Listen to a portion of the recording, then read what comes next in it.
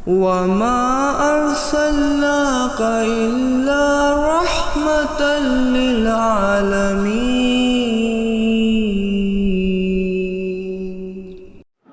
اعوذ باللہ من الشیطان الرجیم بسم اللہ الرحمن الرحیم الحمد للہ رب العالمین الرحمن الرحیم مالک یوم الدین ایاک نعبد و ایاک نستعین اہدنا الصراط المستقیم صراط الذین انعمت علیہم غیر المغضوب علیہم ولا الضالین آمین۔ اعوذ باللہ من الشیطان الرجیم ان اللہ وملائکتہ یصلون علی النبی یا ایہا الذین آمنوا صلوا علیہ وسلموا تسلیما اللہم صل علی محمد وعلی آل محمد کما صلیت علی ابراہیم وعلی آل ابراہیم انک حمید مجید اللہم بارک علی محمد وعلی آل محمد کما بارکت علی ابراہیم وعلی آل ابراہیم انک حمید مجید اللہم صلی وسلم علی نبینا ورسولنا محمد وعلی جمیع الانبیاء والمرسلین وعلی ملائکۃ المقربین اللہم صلی وسلم علی نبینا ورسولنا محمد وعلی آلہ الطیبین الطاہرین وعلی جمیع اصحابہ والتابعین الی یوم الدین برحمتک یا ارحم الراحمین آمین ثم آمین یا رب العالمین۔ آج جو گفتگو کا آغاز ہم لوگ کر رہے ہیں وہ گفتگو اپنی جگہ پر اس قدر قیمتی اور اہمیت کی حامل ہے۔ وہ اس وجہ سے نہیں ہے کہ میں گفتگو کر رہا ہوں، وہ اس وجہ سے ہے کہ یہ گفتگو اس کائنات کی اس عظیم ترین ہستی کے بارے میں کی جا رہی ہے جو اللہ رب العزت کے بعد جن کا مقام و مرتبہ ہے۔ یہ گفتگو اگر حقیقت میں دیکھا جائے تو آپ کے فضائل اور آپ کی مناقب اور آپ کی عظمتوں کے مقابلے کے اندر کوئی حیثیت نہیں رکھتی۔ ایک امتی، ایک مسلمان، گناہگار مسلمان اور مومن آپ کی کیا شان بیان کر سکتا ہے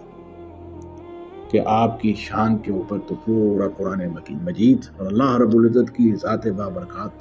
خود گواہی دے رہے ہیں۔ لیکن عام لوگوں کے لیے اور خود اپنے لیے، انسان کی اصلاح کے لیے، ایمان کی بڑھوتری کے لیے، رسول اکرم صلی اللہ علیہ وآلہ وسلم کے ساتھ محبت کے اظہار کے لیے ضروری ہے کہ رسول اکرم صلی اللہ علیہ وسلم کی ذات مبارکہ کا ذکر اور آپ کا تذکرہ بار بار کیا جائے، فضائل کے اعتبار سے بھی کیا جائے، آپ کے مقام و مرتبے کے اعتبار سے بھی کیا جائے، آپ کے حقوق کے اعتبار سے بھی کیا جائے کہ آپ کے ہمارے اوپر جو ہیں وہ کیا حقوق ہیں اور ہم نے جو ہے وہ رسول اکرم صلی اللہ علیہ وسلم کے یہ حقوق کس طرح عطا کرنے ہیں۔ اور اسی طرح ہی یہ جو مقام رسالت ہے یہ بہت ہی عظیم مقام ہے جو آپ کو عطا فرمایا گیا ہے، اور اس میں بھی آپ کو تمام انبیاء علیہ السلام کے اندر افضلیت عطا فرمائی گئی۔ اس مقام رسالت کی اصل حیثیت کیا ہے؟ حضرت محمد الرسول اللہ صلی اللہ علیہ وسلم سید الاولین والآخرین ہیں، رحمت للعالمین ہیں، خاتم النبیین والمرسلین ہیں، اور اللہ رب العزت نے آپ کو حضرت آدم علیہ السلام سے لے کر حضرت عیسیٰ علیہ السلام تک جتنے انبیاء اور رسول دنیا کے اندر تشریف لائے ہیں ان سب کا اللہ رب العزت نے آپ کو امام جو ہے مقرر فرمایا ہے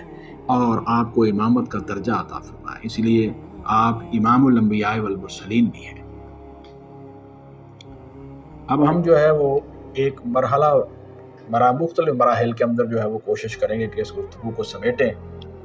پہلے حصے کے اندر رسول صلی اللہ علیہ وسلم کے فضائل اور مناقب ہوں گے جس کے آگے کئی حصے ہو سکتے ہیں، پھر اس کے بعد دوسرے حصے کے اندر آپ کس طرح بنی نوع انسانیت کے لیے جو ہے وہ رحمت ہے، اس کے اوپر کچھ گفتگو کی جائے گی۔ پھر آپ کے مختلف حقوق جو امت کے اوپر جو ہے وہ فرائض ہیں وہ اطاعت اور فرمانبرداری کے حوالے سے اور غلبہ دین کے حوالے سے آپ کے کیا حقوق ہیں اور امت نے اس کو کس طرح ادا کرنا ہے، اس کے بارے میں بات ہوگی۔ اور اسی ہی میں سے ایک حصہ جو ہے وہ آپ کی جو ہے وہ مقام رسالت اور محمد الرسول اللہ صلی اللہ علیہ وسلم ہونے کی حیثیت سے جو ہے وہ کس طریقے کے ساتھ آپ نے دین اسلام کا عملی نفاذ فرمایا ہے اور اس کو ایک بہترین نظام کے طور پر دنیا کو دیا ہے، اس کی طرف جو ہے وہ روشنی ڈالنے کی کوشش کی جائے گی۔ تو یہ مضمون کو خاصا پھیلا ہوا ہے اور لمبا ہے۔ پہلی تو دعا ہے کہ اللہ رب العزت میں اس ساری گفتگو کو اللہ رب العزت جو ہے وہ صحیح معنوں میں اسی طرح ہی ادا کرنے کی توفیق عطا فرمائے جس طرح کہ اللہ رب العزت جو ہے ان کو بھی پسند آ جائے، اور اللہ کے رسول حضرت محمد الرسول اللہ صلی اللہ علیہ وسلم کی شان و منقبت کے ساتھ اس کی مطابقت بھی ہو جائے، اور اللہ رب العزت اس سلسلے میں کمیوں اور کوتاہیوں کو معاف فرمائے اور اس کو اپنے حضور قبول فرمائے اور ہمارے لیے اس کو ذریعہ نجات بنائے۔ اب میں گفتگو جو ہے اس کو پہلے شروع کروں گا کہ رسول اکرم صلی اللہ علیہ وآلہ وسلم کی ولادت باسعادت جو ہے یہ ربیع الاول کے اس مبارک مہینے میں ہوئی ہے، اور اس میں بھی اللہ رب العزت نے دنوں میں سے پیروار کا دن، یا جس کو ہم سوموار کا دن کہتے ہیں، اس کو منتخب فرمایا ہے۔ چنانچہ امام حاکم نے اپنے مستدرک میں حضرت عبداللہ ابن عباس رضی اللہ تعالی عنہما سے یہ روایت بیان کی ہے کہ قال ولد النبی صلی اللہ علیہ وسلم عام الفیل، رسول اللہ صلی اللہ علیہ وسلم عام الفیل کے اندر جو ہے وہ پیدا ہوئے ہیں۔ یعنی اس کا مطلب یہ ہے کہ جس سال ہاتھیوں والوں نے، یعنی ابرہا نے اپنے ہاتھیوں کے ساتھ بیت اللہ شریف پر حملہ کرنے کی کوشش کی تھی، اللہ رب العزت نے اس کو تباہ کر دیا تھا، اور اسی کا جو ہے وہ تذکرہ قرآن مجید کی سورۃ الفیل کے اندر بھی، جس کو آپ سنتے رہتے ہیں۔ بسم اللہ الرحمن الرحیم، الم تر کیف فعل ربک باصحاب الفیل الم یجعل کیدہم فی تضلیل وارسل علیہم طیرا ابابیل ترمیہم بحجارۃ من سجیل فجعلہم کعصف مأکول۔ اس سورہ مبارکہ کے اندر اس واقعے کی طرف نشاندہی ہے، اور مکہ والوں کو یہ کہا گیا ہے کہ تمہاری آنکھوں کے سامنے یہ واقعہ ہوا ہے کہ وہ تو تباہ و برباد ہوئے ہیں، اور اب تم جو ہے وہ محمد الرسول اللہ صلی اللہ علیہ وسلم کی مخالفت کر کے اپنی تباہی کو دعوت نہ دو۔ تو اس سال کو عام الفیل کہا جاتا ہے، اور اس سال نبی صلی اللہ علیہ وسلم۔ دوسری روایت جس کو حافظ ابن عساکر نے اپنی تاریخ میں نقل کیا ہے، اور البدایہ و النہایہ کے اندر حافظ ابن کثیر رحمۃ اللہ علیہ نے بھی اس کا حوالہ دیا ہے کہ حضرت عبداللہ ابن عباس رضی اللہ عنہ فرماتے ہیں ولد رسول اللہ صلی اللہ علیہ وسلم یوم الاثنین فی ربیع الاول، نبی صلی اللہ علیہ وسلم ربیع الاول میں سوموار کے روز یعنی پیر کے روز جو ہے وہ پیدا ہوئے۔ تو یہ جو دو روایات ہیں، ویسے تو بہت ساری روایات ہیں مختلف کتابوں کے اندر، یہ وہ ہیں جو متفق علیہ ہیں، جس کے اوپر اتفاق ہے، ربیع الاول کا مہینہ، پیر والا دن۔ اب ہم آگے بڑھتے ہیں کہ آپ کے جو ولادت باسعادت کے بعد جو دوسرا موضوع ہے وہ ہے کہ آپ کے جو مبارک نام ہیں وہ کون کون سے ہیں، آپ کو کن کن پیارے ناموں سے جو ہے وہ پکارا جائے۔ اللہ رب العزت کے قرآن مجید سے سب سے ہم پہلے جو ہے وہ ہم اس کو جو ہے وہ بیان کرنے کی کوشش کریں گے۔ یہ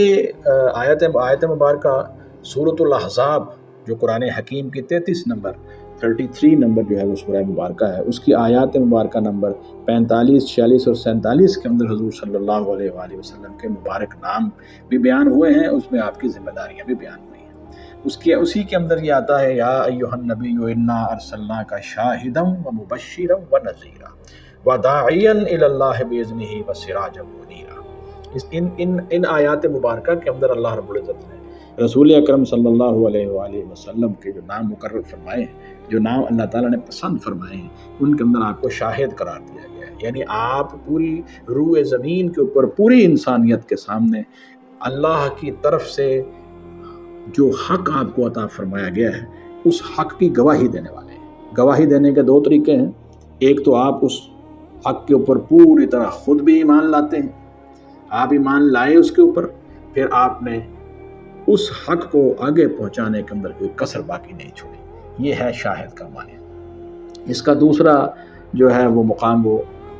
سورہ البقرہ کے اندر اس کی وضاحت ہے، وَكَذَلِكَ جَعَلْنَاكُمْ أُمَّةً وَسَطًا لِتَكُونُوا شُهَدَاءَ عَلَى النَّاسِ وَيَكُونَ الرَّسُولُ عَلَيْكُمْ شَهِيدًا، یعنی تمہیں جو ہے وہ بہترین امت اس لیے بنایا گیا ہے، آخر میں تم آئے ہو، اگرچہ تم آخر میں آئے ہو لیکن تمہیں بہترین امت کا درجہ اس لیے دیا گیا ہے کہ تم لوگوں کے اوپر حق بات کی گواہی دیتے ہو، حق کو پہنچاتے ہو جیسا پہنچانے کا اس کا صحیح معنوں کے اندر کما حق کو ہو، اس کا حق ہے، اس طرح آپ تم پہنچاتے ہو، اور رسول اکرم صلی اللہ علیہ وسلم جو ہے وہ تمہارے اوپر جو ہے وہ گواہی دیں گے۔ یعنی نبی صلی اللہ علیہ وسلم نے ہمیں جو ہے وہ مکمل طور پر کما حق کو ہو اس جو ہے وہ حق کو پہنچا دیا ہے، اس کی گواہی اور شہادت دے دی ہے، اور امت کی اب یہ ذمہ داری ہے کہ وہ خود بھی اس پر عمل کرتے ہوئے لوگوں کو اس کی دعوت دیں، تو یہ شہادت علی الناس کے مرتبے کے اوپر فائز ہو جائے گی۔ اس اعتبار سے آپ کو شاہد کہا گیا ہے۔ پھر شاہدم و مبشرم، یعنی نبی صلی اللہ علیہ وسلم خوشخبری سنانے والے، اللہ تعالیٰ کی طرف سے ایمان لانے والوں پر، دین اسلام کو حق تسلیم کرنے والوں پر، اور پھر اس کے مطابق اپنی عملی زندگی کو ڈھالنے اور اس کے مطابق حتی المقدور کوشش کرنے والوں پر، اس پر عمل کرنے والوں کے لیے اللہ رب العزت نے جو انعامات جو ہے وہ انعامات رکھے ہیں، اس دنیا کے اندر بھی جو رکھے ہیں اور جو آخرت کے اندر بھی رکھے ہیں، ان تمام کا تذکرہ حضور صلی اللہ علیہ وسلم جو ہے وہ بشارتوں کی شکل میں دیتے ہیں۔ وَنَذِيرًا،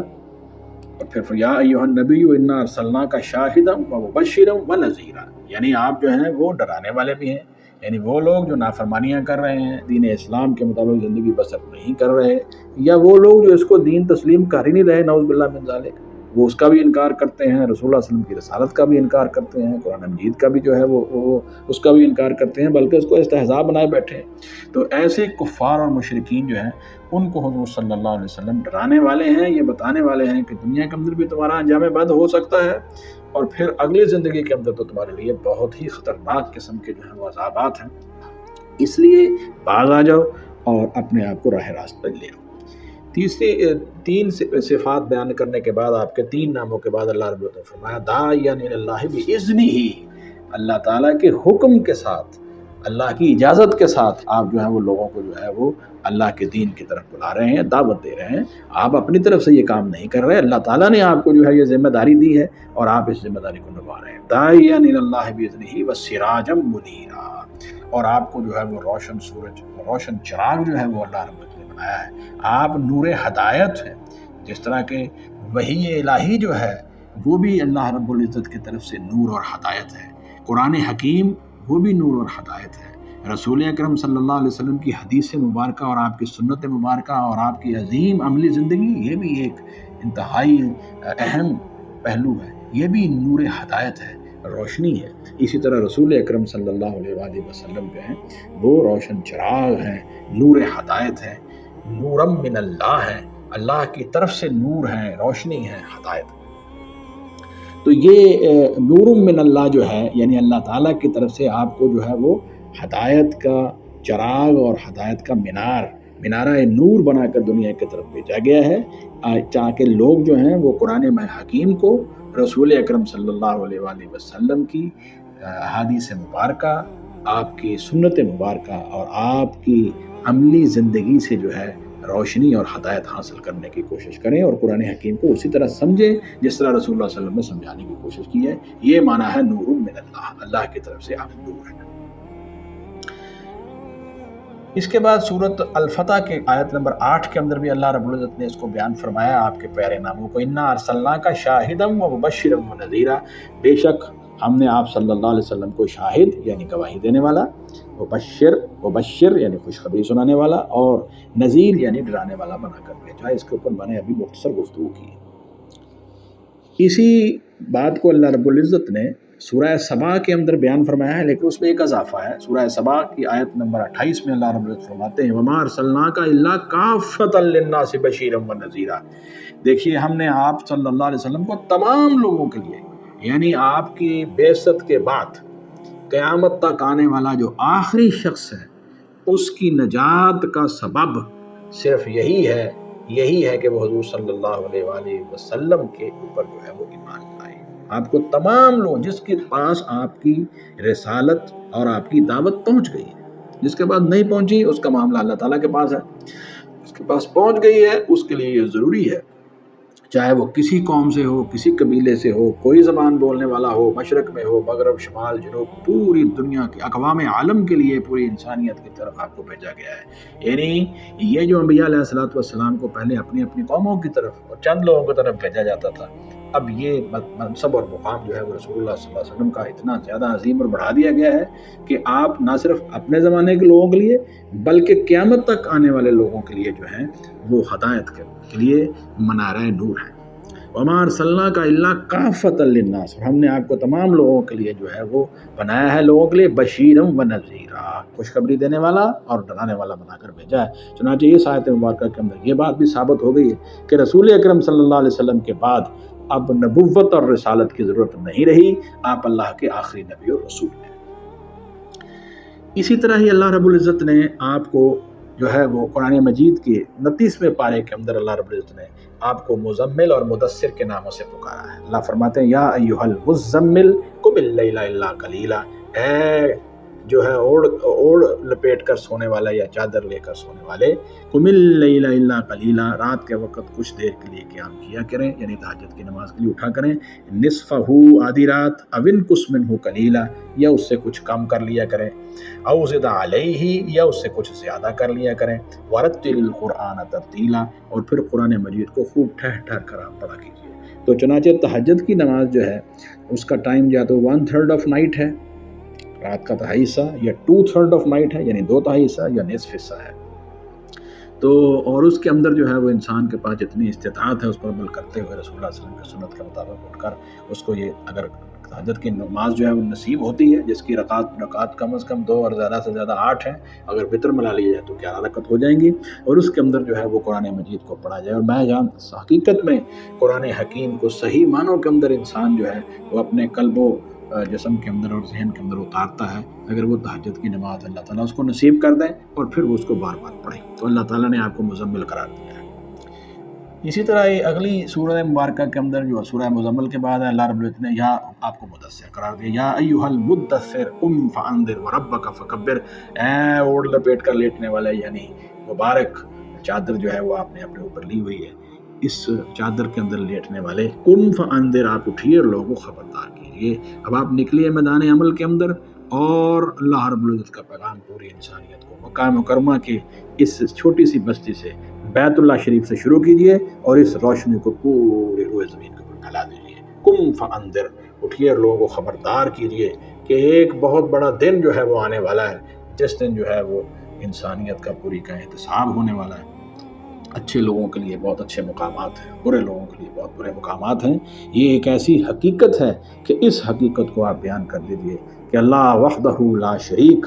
اس کائنات کے خالق ہیں، مالک ہیں، رب ہیں، رازق ہیں، اور تمام صفات اولیاء اور اسماء حسنہ کے مالک ہیں۔ اس رب کریم کا تعارف بھی کروائیے، آخرت سے بھی لوگوں کو آگاہ کیجئے، اور پھر جو ہے وہ اپنی جو اللہ رب العزت نے آپ کو جو مقام رسالت عطا فرمایا ہے اس کی بھی لوگوں کے سامنے وضاحت کیجئے، اور یہ بتائیے کہ انسانیت کی فلاح اور نجات دین اسلام پر ایمان کو قبول کرنے اور آپ صلی اللہ علیہ وآلہ وسلم کی اطاعت اور فرمانبرداری میں رکھ دیا گیا ہے۔ قم فانذر، اٹھیے اور لوگوں کو خبردار کیجئے، وربک فکبر، اور اپنے رب کی بڑائی کا اعلان کیجئے، اپنے رب کی بڑائی جو ہے اس کو بیان کیجئے۔ اس کے بعد رسول اکرم صلی اللہ علیہ وسلم کو جو مختلف نام یہ قرآن حکیم کے حوالے سے میں آپ کے سامنے جو ہے وہ رکھ رہا ہوں، اس کے بعد حدیث مبارکہ کے اندر بھی آپ کے پیارے نام آئے ہیں۔ مثلاً یہ صحیح مسلم کے اندر حضرت جبیر بن مطعم رضی اللہ تعالیٰ عنہ فرماتے ہیں کہ نبی صلی اللہ علیہ وسلم کے اس حدیث مبارکہ کے اندر 5 نام آتے ہیں: محمد صلی اللہ علیہ وسلم، احمد صلی اللہ علیہ وسلم، ماہی صلی اللہ علیہ وسلم، حاشر صلی اللہ علیہ وسلم، عاقب صلی اللہ علیہ وسلم۔ فرماتے ہیں کہ حضور صلی اللہ علیہ وسلم نے فرمایا انا محمد، کہ میں محمد ہوں، تعریف کیا گیا، وانا احمد، اور میں احمد ہوں، یعنی بہت زیادہ حمد کرنے والا ہوں، یعنی سب سے زیادہ تعریف میری کی گئی ہے، اس لیے میرا نام محمد ہے صلی اللہ علیہ وسلم، اور اس لیے مجھے احمد میرا نام ہے کیونکہ میں اللہ رب العزت کی سب سے زیادہ حمد بیان کرنے والا ہوں، اور میں ماہی ہوں، وانا الماہی، وانا الماہی الذی یمحا بی الکفر، اور میں ماہی ہوں جس کے ذریعے کفر مٹایا جائے گا۔ کفر جو ہے وہ میرے بعد جو ہے وہ اپنی اصل حیثیت میں نہیں رہے گا، کفر دنیا کے اندر سے جو ہے وہ جزیرۃ العرب سے خاص طور پر اور پوری روئے زمین سے جو ہے وہ کفر جو ہے اس کو وہ مٹ جائے گا، اور کفر اس حالت میں دنیا کے اندر اگر رہے گا بھی تو اس حالت کے اندر رہے گا کہ لوگوں کو پتہ چل جائے گا کہ حق جو ہے وہ اس طرف ہے، دین اسلام کی طرف، اور باطل جو ہے وہ کفر کی طرف ہے۔ وَأَنَا الْحَاشِرُ الَّذِي يُحْشَرُ النَّاسُ عَلَىٰ عقبی، اور فرمایا کہ میں حاشر ہوں جس کے بعد دوسرے لوگ جو ہیں وہ قبروں سے اٹھائے جائیں گے، یعنی اس کا مطلب یہ ہے کہ میرے بعد اب اگلی چیز جو ہے وہ قیامت آنے والی ہے۔ وَأَنَا الْعَاقِبُ وَالْعَاقِبُ الَّذِي لَيْسَ بَعْدَهُ نَبِيٌّ، اور میں عاقب ہوں، حضور صلی اللہ علیہ وسلم فرماتے ہیں آخر میں آنے والا ہوں، اور عاقب وہ ہے جس کے بعد کوئی نبی نہیں ہے۔ اس حدیث مبارکہ کے اندر آپ کے یہ 5 پیارے نام آئے ہیں۔ اسی طرح ہی امام مسلم نے حضرت ابو موسیٰ الاشعری رضی اللہ عنہ سے بیان فرمایا ہے کہ آپ نے فرمایا ہے کہ اس حدیث مبارکہ کے اندر حضور صلی اللہ علیہ وسلم کو نبی الرحمہ، رحمت والے نبی، اور نبی التوبہ یعنی توبہ والے نبی جو ہیں وہ قرار دیا گیا ہے۔ قال کان رسول اللہ صلی اللہ علیہ وسلم یسمی لنا نفسہ اسماء، فقال، رسول اللہ صلی اللہ علیہ وسلم نے اپنے کئی نام ہم سے بیان فرمائے، اور آپ نے فرمایا انا محمد و احمد والمقفی والحاشر والنبی التوبۃ والنبی الرحمت، یعنی میں محمد ہوں، میں احمد ہوں، اور میں مقفی یعنی سب کے بعد آنے والا ہوں، اور حاشر ہوں یعنی میرے بعد جو ہے وہ اب قیامت آئے گی، حشر برپا ہوگا، اور نبی التوبہ ہوں یعنی میں جس نبی کے ہاتھوں پر لوگوں کی توبہ قبول ہوتی ہے، یعنی یہ ایسی بابرکت چیز ہے کہ جس شخص نے بھی جو ہے وہ اپنے دل کی گہرائیوں کے ساتھ رسول اکرم صلی اللہ علیہ وسلم کو سچا نبی تسلیم کر لیا ہے، اور اپنی پچھلی ساری زندگی جو ہے اس کے اندر ہونے والے گناہوں کے اوپر جو ہے وہ توبہ کر لی ہے، تو اللہ تعالیٰ اس کی توبہ کو قبول فرمانے والے ہیں۔ یہ آپ کی شان ہے، آپ نبی التوبہ ہیں اور نبی الرحمہ ہیں، جس نبی کی شریعت سر تسر رحمت ہے، آپ کی ذات بابرکات، آپ کی کا جسم اطہر، آپ کے اعمال، آپ کی سنت، آپ کا قول، آپ کا فعل، آپ کا عمل، اور آپ کی لائی ہوئی شریعت ساری کی ساری جو ہے وہ رحمت، سراسر رحمت ہے۔ یہ حضور صلی اللہ علیہ وسلم کے پیارے نام ہیں جن کا تذکرہ جو ہے وہ حدیث کے اندر آیا ہے۔ اسی طرح ہی امام احمد بن حنبل رحمہ اللہ نے ایک حدیث مبارکہ کے اندر جو امام احمد نے روایت کیا ہے، حضرت حذیفہ رضی اللہ عنہ سے فرماتے ہیں قال رسول اللہ صلی اللہ علیہ وسلم انا نبی الملحمۃ، یعنی جہاں میں نبی الرحمت ہوں اور نبی التوبہ ہوں، وہاں میں نبی الملحمہ بھی ہوں، یعنی رسول اللہ صلی اللہ علیہ وسلم نے فرمایا میں جنگوں کا نبی ہوں۔ اگر کوئی آدمی جو ہے وہ دین کی مخالفت میں نکلے گا،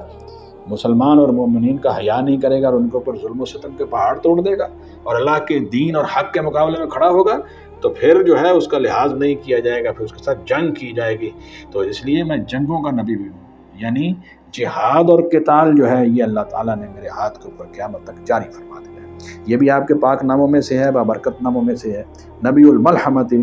انا حضرت حذیفہ فرماتے انا نبی الملحمۃ، میں جنگوں کا نبی ہوں۔ تو اس گفتگو کے اندر جو ہے وہ میں نے رسول اکرم صلی اللہ علیہ وآلہ وسلم کے جو پیارے پیارے نام ہیں جو قرآن مجید میں آئے ہیں اور جو حدیث مبارکہ میں آئے ہیں، اس کا جو ہے وہ تذکرہ آپ کے سامنے فرمایا ہے۔ اس کے بعد میں آپ کے سامنے جو ہے وہ نبی صلی اللہ علیہ وسلم کا مبارک شجرہ اور وہ مبارک خاندان، جس خاندان سے آپ کا تعلق ہے اور جس عظیم خاندان کی آپ چشم و چراغ ہیں، اس کا تذکرہ جو ہے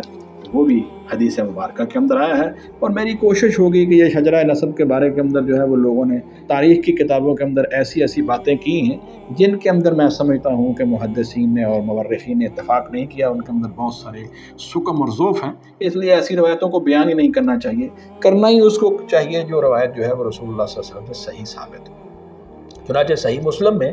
حضرت واصلہ بن اسقع رضی اللہ تعالیٰ عنہ کی حدیث مبارکہ ہے یہ کہ یقول، کہتے ہیں سمعت رسول اللہ صلی اللہ علیہ وسلم، میں رسول اللہ صلی اللہ علیہ وسلم سے میں نے یہ بات سنی ہے، ان اللہ عز و جل اصطفیٰ کنانۃ من ولد اسماعیل علیہ السلام واصطفیٰ قریشا من کنانۃ واصطفیٰ من قریش بنی ہاشم واصطفانی من بنی ہاشم، او کما قال نبی صلی اللہ علیہ وسلم۔ حضرت واصلہ بن اسقع رضی اللہ عنہ کہتے ہیں کہ رسول اللہ صلی اللہ علیہ وسلم نے فرمایا اللہ تعالیٰ نے اولاد اسماعیل میں سے جو ہے وہ کنانہ کو چنا، یعنی حضرت ابراہیم علیہ السلام کے جو 2 بیٹے تھے، حضرت اسحاق علیہ السلام اور حضرت اسماعیل علیہ السلام، جن سے نبوت آگے چلی ہے، ان کے ایک اور بیٹے بھی تھے، ان کو بدین کہا جاتا ہے، ان سے نبوت نہیں چلی، تو جو 2 بیٹے جن سے نبوت چلی ہے وہ حضرت اسحاق علیہ السلام ہیں، جو جن سے تمام نبی لگاتار نبی آئے ہیں حضرت عیسیٰ علیہ السلام تک، اور دوسرے حضرت اسماعیل علیہ السلام سے جن کے درمیان میں کوئی نبی نہیں ہے، لیکن آخر میں محمد رسول اللہ صلی اللہ علیہ وسلم تشریف لائے۔ تو فرمایا کہ اللہ تعالیٰ نے اولاد اسماعیل میں سے جو ہے وہ کنانہ کو چنا ہے، اور کنانہ میں سے پھر قریش کو چنا ہے، اور قریش میں سے پھر ہاشم کو چنا ہے، اور بنی ہاشم میں سے پھر مجھے چنا ہے۔ تو یہ آپ کا وہ جو ہے وہ سب سے اعلیٰ اور افضل خاندان ہے۔ اولاد اسماعیل میں سے آپ صلی اللہ علیہ وسلم کی ذات مبارکہ کا تعلق جو ہے وہ سب سے بہترین اور اعلیٰ اور افضل خاندان میں رہا ہے ہر زمانے کے اندر۔ تو یہ نبی صلی اللہ علیہ وسلم کا شجرہ مبارک ہے جو میں نے آپ کے سامنے بیان کر دیا ہے۔ اب اگلے حصے کے اندر جو ہے وہ میں اس مضمون کو آگے لے کر چلوں گا۔ سبحانک اللہم و بحمدک، اشہد ان لا الہ الا انت، استغفرک و اتوب الیک۔